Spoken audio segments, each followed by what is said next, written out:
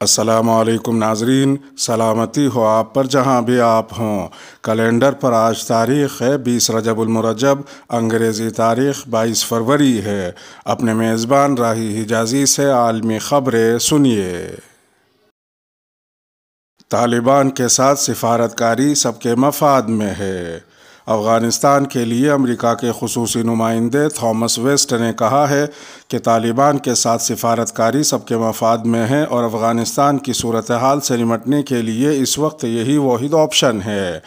ہفتے کے روز افغانستان کے بارے میں میونخ سیکیورٹی کانفرنس کے ایک پروگرام میں عملی طور پر گفتگو کرتے ہوئے تھامس ویسٹ نے کہا کہ طالبان کے ساتھ امریکی سفارتکاری لڑکیوں کی تعلیم جیسے شعبوں میں نتیجہ خیز رہی ہے، جبکہ دیگر شعبوں جیسے کہ ایک جامع حکومت کی تشکیل میں کوئی پیش رفت نہیں ہوئی۔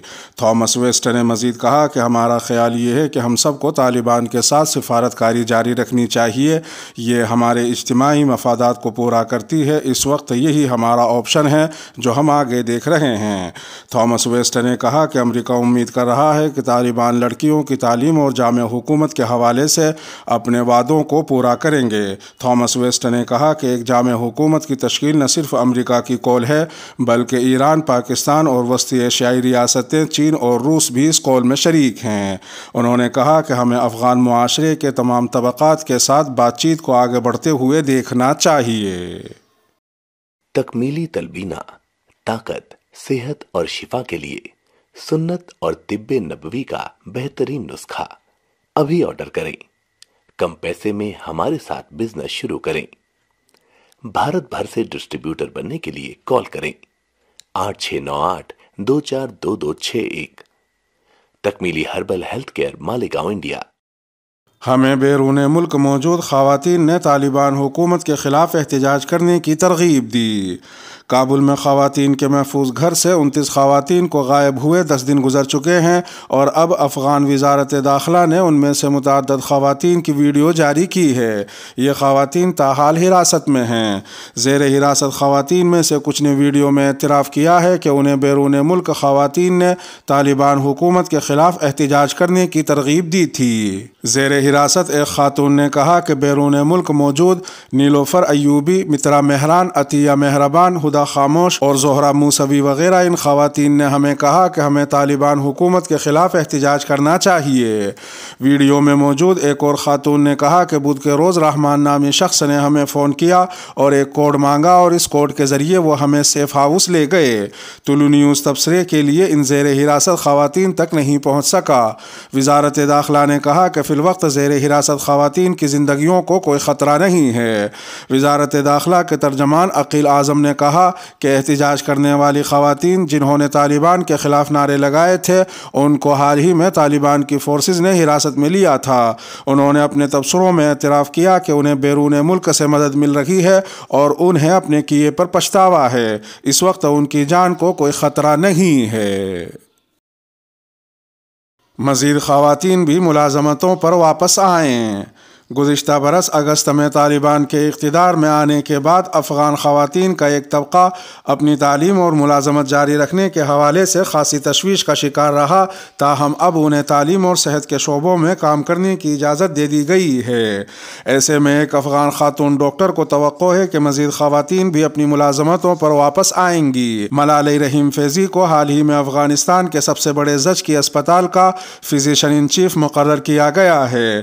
وہ گزشتہ سال طالبان کے اقتدار میں آنے کے بعد اس طرح کے عہدے پر مقرر ہونے والی پہلی خاتون ڈاکٹر ہیں۔ اسپتال کی فزیشین ان چیف ملالہ رحیم فیضی کا کہنا ہے کہ حکومت تبدیل ہونے کی وجہ سے مسائل کا سامنا کرنا فطری ہے۔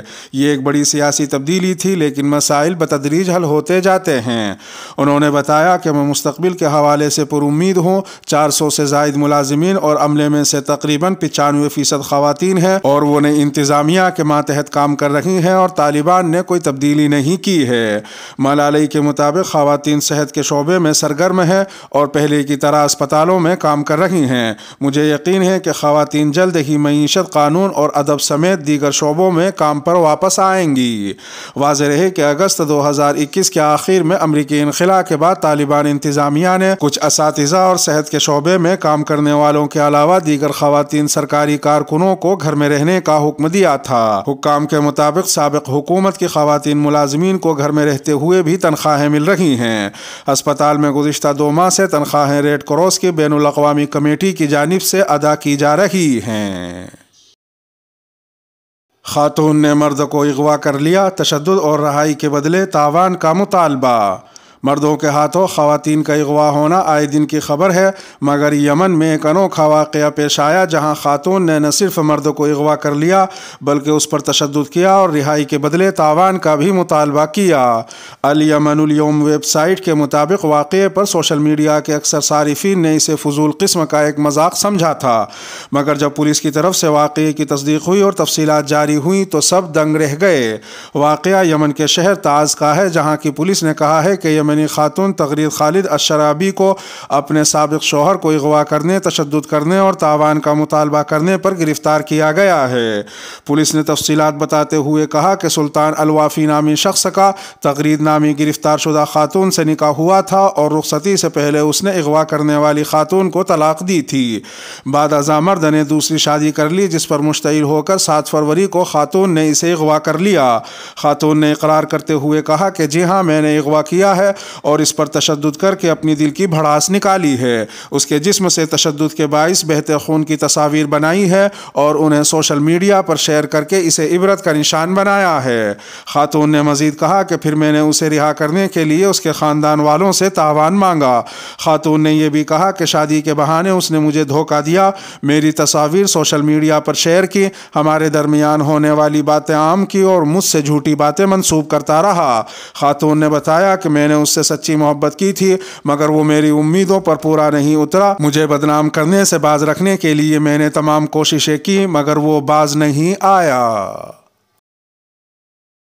یوگا کرنا غیر اخلاقی اور غیر شرعی ہے۔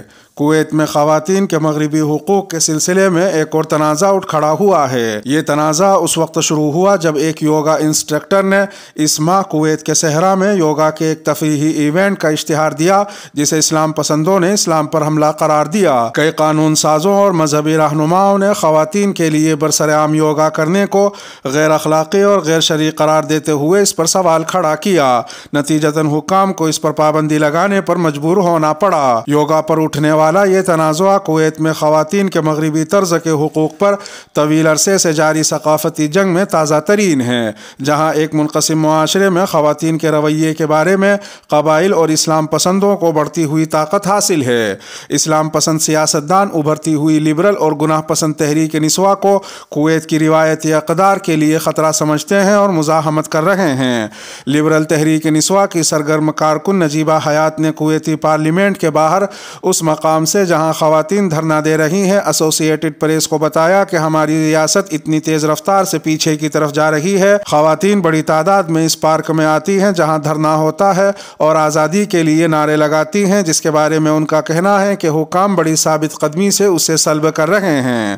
قابل ذکر ہے کہ گزشتہ چند ماہ کے دوران کویتی حکام نے ایک مقبول جم کو بند کر دیا تھا جہاں بیلے ڈانس کی کلاسیں ہوتی تھیں۔ واضح رہے کہ بیلے ڈانس میں پیٹھ اور پیٹھ کے نیچے ابھرے ہوئے حصے کو ہیجان انگیز طور پر حرکت دی جاتی ہے۔ حمدان العازمی ایک اسلام پسند ہیں جنہوں نے بیرونی لوگوں پر عرب ورثے کو تباہ کرنے کا الزام عائد کرتے ہوئے اس ورزش کو غلط قرار دیتے ہوئے یوگا کے خلاف تحریک کی قیادت کی۔ اس قیادت کے باعث ملک کے لبرل اور گناہ پسند طبقے کی جانب سے ان پر پسماندہ ہونے کے الزامات لگائے گئے، جس کے جواب میں حمدان العازمی نے کہا کہ اگر کویت کی بیٹیوں کا دفاع کرنا پسماندہ ہونا ہے تو یہ میرے لیے باعث عزت ہے کہ مجھے اس نام سے پکارا جائے۔